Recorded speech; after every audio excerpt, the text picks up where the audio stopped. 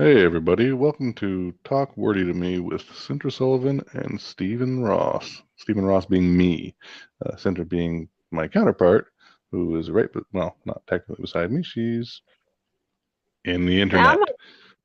I'm on the other side of the pond. Other side of the pond. Good Yes, yes. morning, talk ready to me. Hello, Stephen. Oh, Stephen. Oh, look at me. Stephen. Yes. Hello, Cintra. Uh, this is the beginning of our podcast, which is obviously not going to be the most serious of things. There might be a little bit of nuttiness going on. Um, I don't know. At least that's the way I picture it. Uh, you?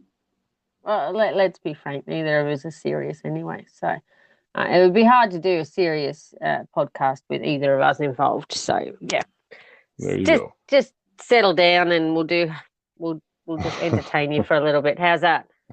There we go. Perfect. Just a pair of Uh, nuts. uh, Well, you know, just saying. uh-huh. Um, anyway, so every month we're just going to try and bring you a new and fantastic book delivered with our own quirky flair. So our first guest, I'll let my good friend Cintra here. She can introduce him.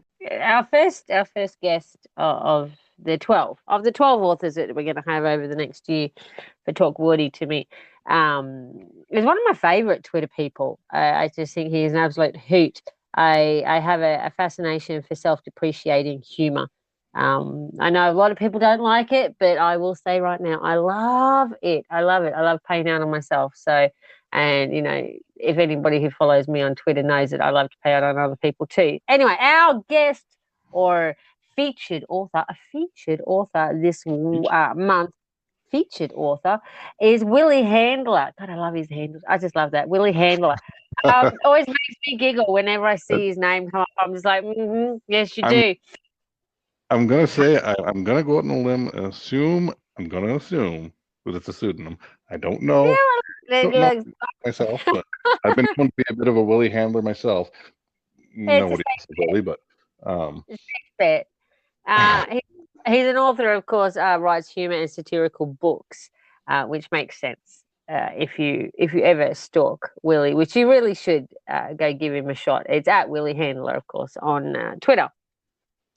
Now, absolutely, absolutely. He's all over social media. Actually, he's got a TikTok handle, Instagram handle. They'll be up in the links that for the show if you want to follow him or stalk him anyway. Do it. Do it. absolutely, do it. Um, he's been a long time a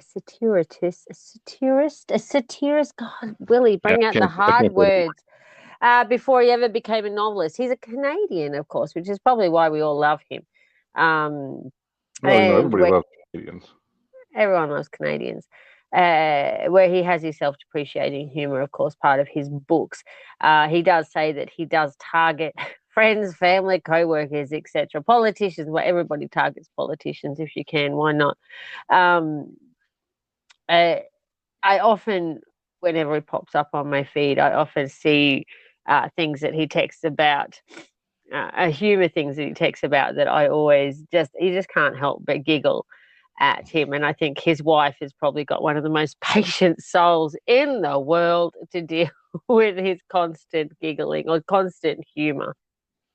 I would say But so. I haven't been following Willie as long as you have, but I have seen him pop up fairly frequently on my feed, and I do find myself giggling childishly very often. And yeah, yes, yeah. his wife. I'm sorry, Mrs. Handler, or um, he's yours. What are you gonna say? I love the one-line things that he quite often puts up with. Like on August 18th, he wrote, "My wife informed me that I can no longer answer the phone with 'What the fuck do you want?'" My boss also told me that I can no longer answer the phone with that too. Strangely enough, it's probably a similar factor. It's Um, extremely similar, I do believe, right across the board. We've all been there. Well, no, okay, I've been there, you've been there, he's been there. Probably not all of us, though. yeah, I think most. I think most. Um, Now, Willie's books. Willie's books, Willie Handler's books. He's got 3 out. The Road Ahead, which I have read, which is awesome. Loved Mars, hated the food. I have not read. I do have it on my TBR list, and of course the latest one, which is Deep into the Weeds, which we're going to read an excerpt of that a little bit later in the show, which I find he always, I don't know, it's intriguing. It's intriguing, the style he writes with and the unique approach he takes to twisting stories is unique. It makes him very unique. He's definitely one of the more unique writers on Twitter and in general. Yeah. And his covers are they really do stand out quite a bit. When we're the background or the blurb, sorry, for loved Mars, hated the food, is Dix Jenner, a self-proclaimed slacker. Is the first chef to live or maybe die on Mars after an explosion kills his colony companions and leaves him with nothing but his spacesuit. His time on the faraway planet is about to expire until he is rescued by friendly Martians and opens a cafe. Who knew that Martians loved espresso? Wow. But it seems logical, doesn't it, that a Martian would like espresso? I mean... Well, everybody likes espresso. And they're little. You know, the Martians are little. I always picture them as these little people, like short green dudes, because all Martians are dudes. And, you know, I could see them with just their little espressos and their little finger out and, you know. Well, yeah, as I said, get the finger out and get to work. But every time I picture one, I'm picturing the Looney Tunes Martian. Yes, Marvin. Marvin the Martian, and he's got the little Roman helmet on with the... yes, that is a Martian to a T.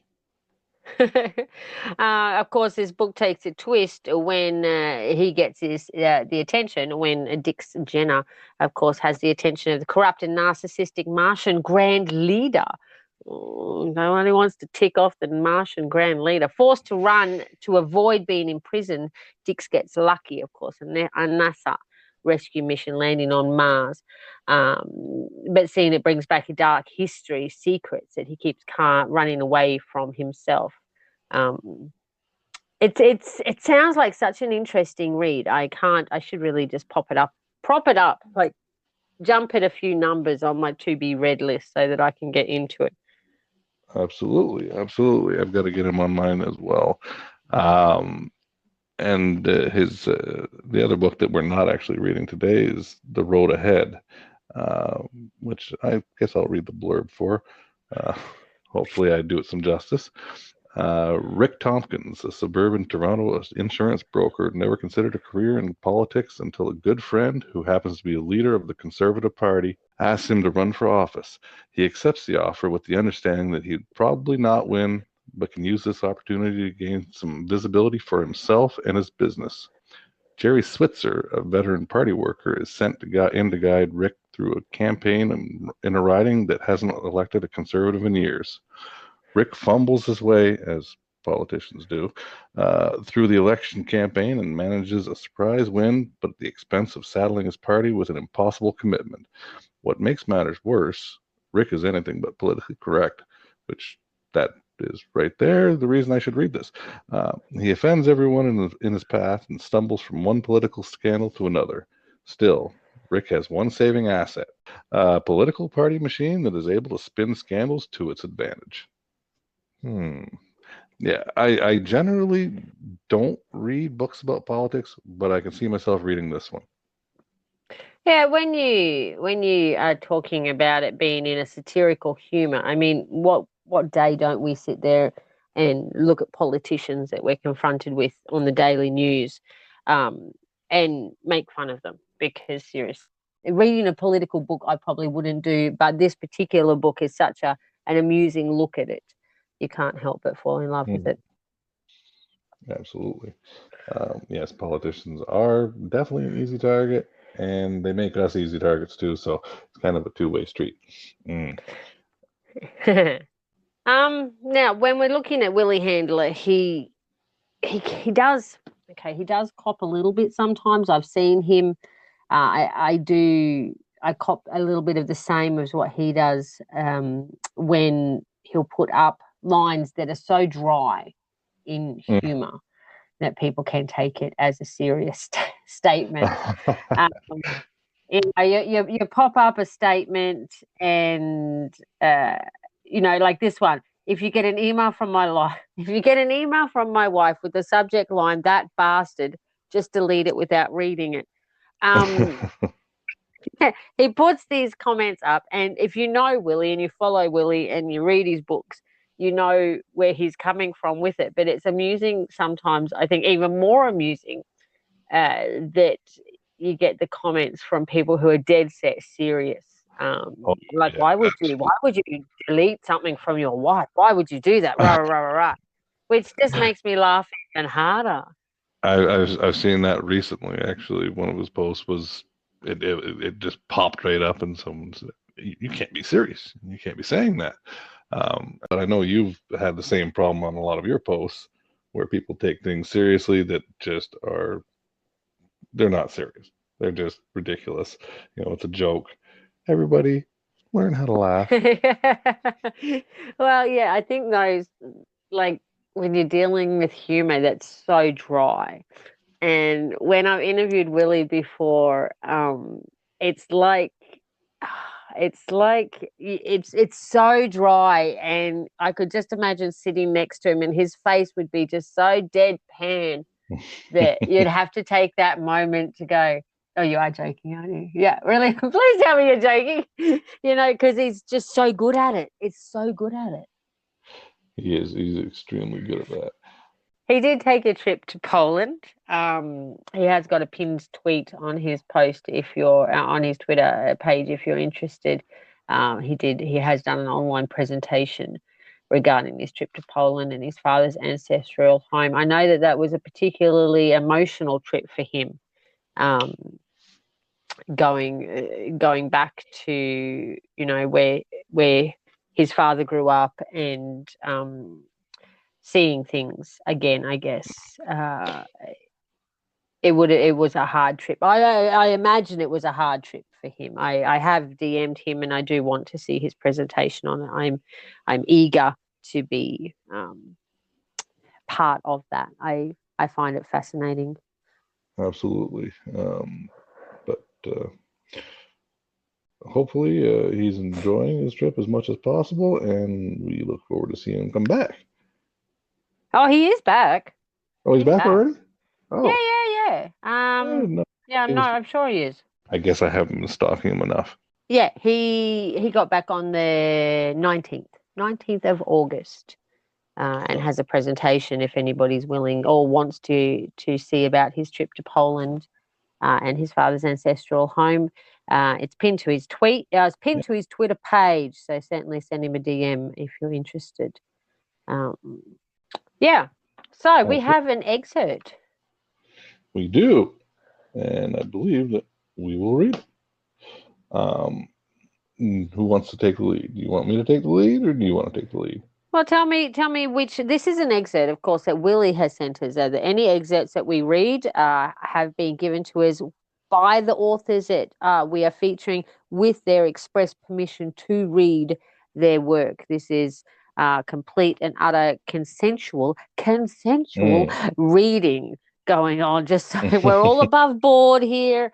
We have not fished around for stuff that we're not allowed to be reading. This is all gifted to us by the authors that we're featuring, just so everybody knows that. So tell us, what book has Willie suggested or given us an excerpt out of? Deep into the Weeds. It's a dark Deep comedy into the about weeds. very deep. It's a dark comedy about a farmer, Preston Mac McPherson, who converts his failing dairy farm into a cannabis operation with some unexpected consequences. In this scene, one of the greenhouses has been broken into late at night. His brother-in-law, Fur Becker, who is the local police chief, has just finished looking over the break-in, and they're sitting in Ferg's cruiser. All right, hang on a minute. Wait. Deep into the weeds. Deep into the weeds. So he has a dairy farm and it's failing. So we're going to make it a pot farm. A pot farm. This is Canada. Okay, because in Australia, bow, no. Unless you want to do 20 to life, this is not going to fly down under. We don't. I mean, we probably do, but no. For all intensive purposes of Big Brother listening, no. Uh, we're so he's turned it. knowing weed here, so we're all right. All right, this is interesting. I know so many jokes about weed farms and cows. All right, okay. I will refrain. All right, you take the lead. We're gonna do a bit each, guys. So let's see how we go with this. All righty, here we go then. What the fuck is that? Asked Mac. What does it look like? A marijuana cigarette. Bingo! Ferg exclaims, pulling on an imaginary cord. What's with the weird look? You know it's legal now. I grabbed the joint out of his hand. Yeah, I know. So where'd you get it? Well, we shut down an illegal dispensary in Simcoe last month, and not all the inventory made it to our evidence room, he says with a wink. The stuff is illegal. How can you tell? It all looks the same. You can legally buy it, but you steal some instead. What a piece of work. Next, he'll be offering me a flat screen TV that happened to have fallen off some truck. I prefer not to have a record of my weed purchases, if you know what I mean. Whatever, I say, handing the joint back to him.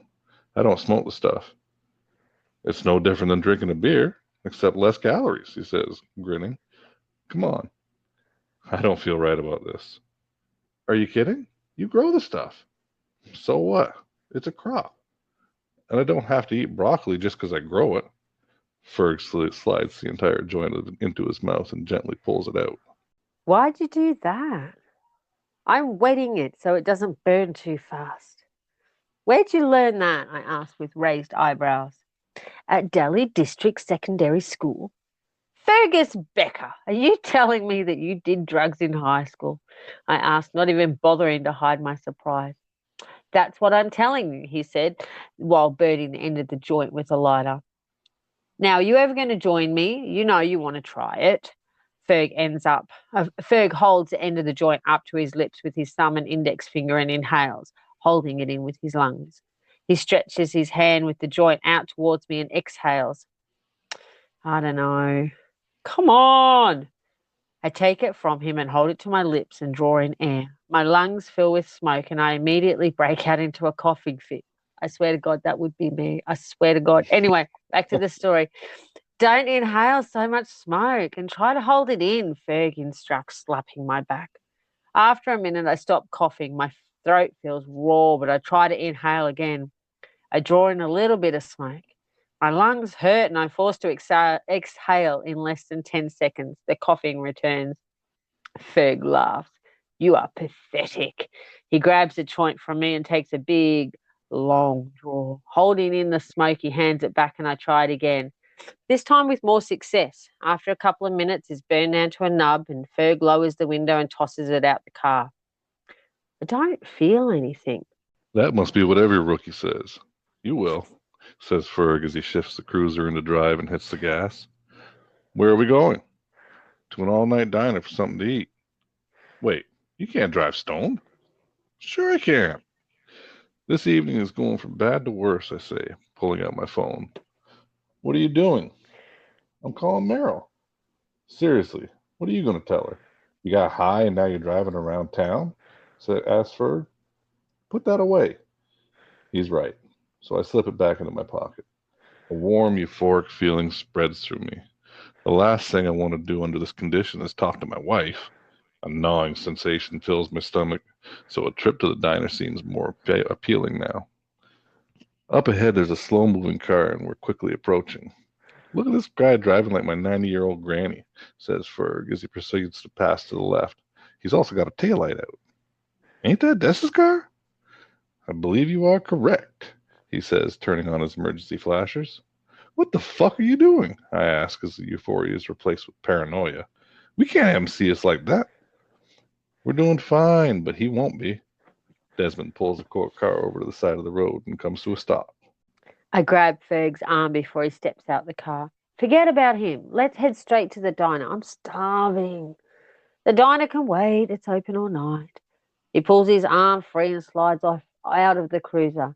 I dive across the front seat and try to stop him, but he's already slipped out. My head is spinning and I decide I'd better stop him before he does something crazy. So I scramble out of the car. As we approach, Desmond rolls down the window. Desmond scowls once he recognizes us. Well, if it isn't Batman and Robin, Delhi's famous crime-fighting duo. It's good to see you too, Mayor Lamont, says Ferg. Do you know what one of your rear lights is out? No, but thanks for pointing it out. I'll have it looked at in the morning. Hang on there, responds Ferg. That's an offence under Section 62 of the Highway Traffic Act. I'm going to have to give you a ticket. Are you kidding? Asked Desmond. His face turns a deep shade of red. I'm deadly serious. I find Ferg's response amusing, trying to suppress a laugh, but finally burst out laughing. The more I try to stop, the harder I laugh. What the hell's so funny? Asked the mayor. By now I'm sprawled on the ground, howling. Ferg ignores me while he writes up the ticket.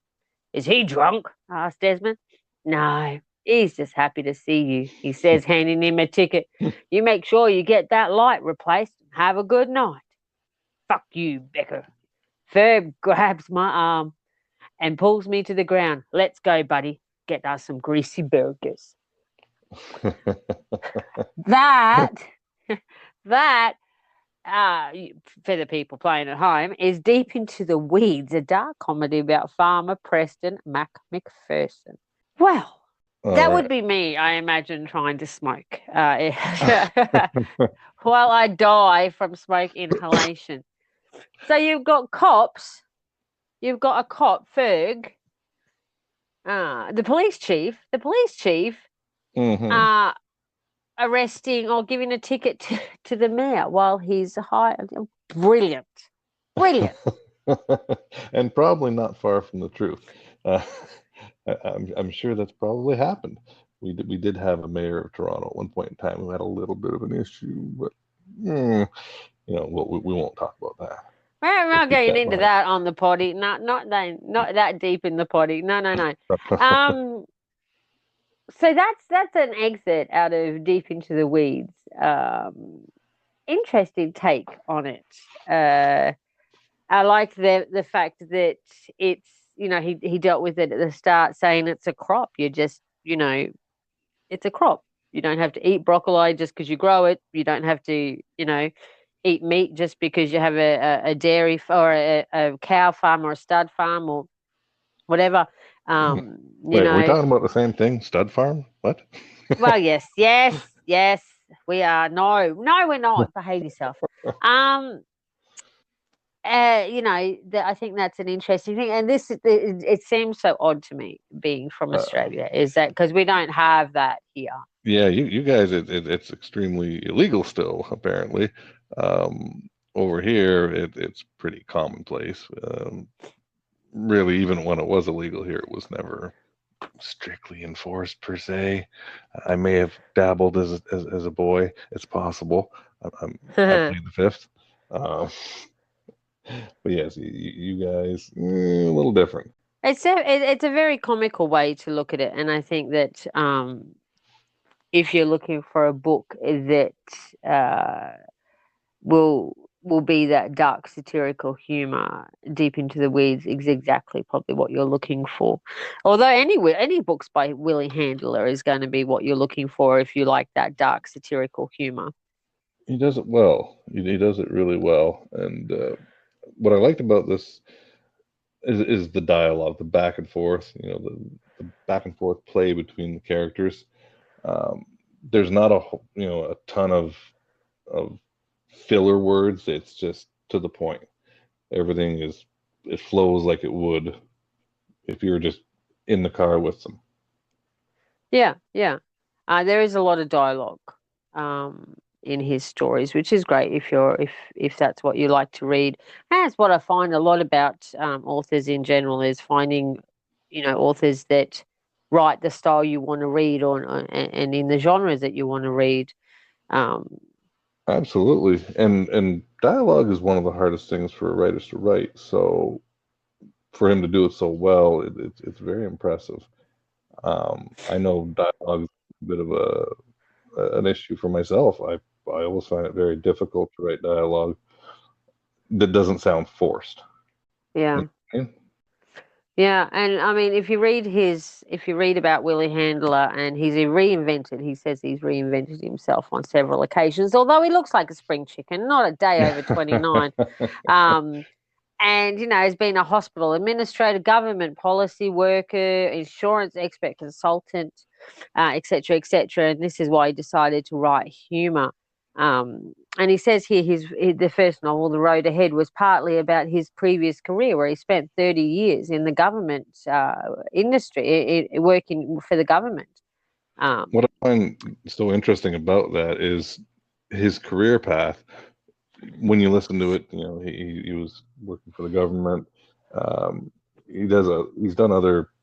He's had a career path that's basically you wouldn't think of humor initially, but he comes out as just completely hilarious, but dealing with a subject that you wouldn't initially think was that funny. Yeah, but he makes it funny because he's Willie Handler. Ah, yes. This is what he does. This is what he does.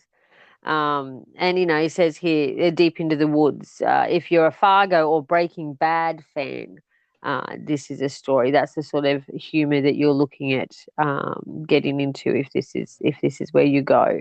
Everyone Coen loves Brothers. Breaking Bad. Yeah, I mean that's a great factor. I also like the fact that he's a pantser, so Willie is ultimately, on my team with this. He's on our team. Because we're both pantsers. That's right. So we immediately love him even more because he's a pantser. Not that we don't love the plotters, but you're all weird. Nope. Pantser to the bone. Just hate pants though, unfortunately. But yeah, well, pants are on. Even pantsers still have to wear pants. Steve, did you not know that? I'm not wearing any right now. Was I supposed to? Oh, stop it! Yes, eyes up, people. Eyes up. Eyes up. All right. So for those playing at home, Willie Handler is who we've been talking about today. If you want to hunt him down on Twitter, it's at Willie Handle. I do believe he's similar to myself and Stephen in the fact that he keeps the same handle across all platforms. So no matter whether you're in the Insta or Facebook, a TikTok, of course, and his website himself, that if you type in Willie Handler, you'll find him. Yeah, I think that's a wise thing to do, is to keep the same handle. Just it's brand recognition. People want to know who you are. It's easy to find you. So I'm also lazy. I'm lazy. It's just one name, cross all handles. I just can't. I can't do it. I don't know how other people do it. You must be like myself then, Mr. One Password for every single thing he has in the entire. Please don't guess it. And yet I will still end up with them going, that is not your password. Do you want to reset it? No, I don't. I have the same one that I've had for 53 years. And I've had over 200 different sites all have the same password. And yet, no, you have got it incorrect. Always the way, always the way. All right. All right. Well, that's TalkWordy2Me. In a nutshell. In a pair of nutshells, I guess, if that works. Yeah. We hope you enjoyed the first episode. Obviously, it's new and we'll get better. Working on it. I swear we'll be better. We'll get better. I'm sorry, Willie, if you didn't like it. He did know that he was our protege. No, what's the first word in something? Oh, well, guinea pig, I guess would be the Our easiest way to say guinea it. pig, yeah, there you go. He's our guinea pig because, and he was happy to have us, happy to let us use him like that. Yeah, we So, really um, appreciate that. That was really a very nice thing for him to do.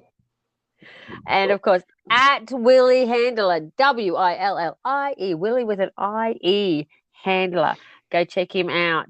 Grab his book, support him, get absolutely. involved. This is all what the indie community is all about: is supporting each other and Yeah, buy his uh, books. buy his books. The best gift that you Absolutely. can give an author: buy their books and comment on their stuff. Let them know that they're seen and validated. It means everything to us. All right. Absolutely. All Well, right. that's Well, it. We're done. No, I'm we out. are done, I think. I guess we're going to leave.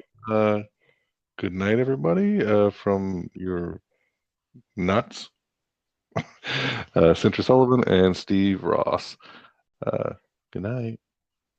See you next week. Oh, next month. Bye. No, cut that part out. Cut that out. Cut that out. See you See you next next month, week. guys. You did it. I know. Cut that out. All right. 3. See you You next month, weirdo. guys. Wait. Hey. All right. We'll talk. We'll see you next month, guys. Bye.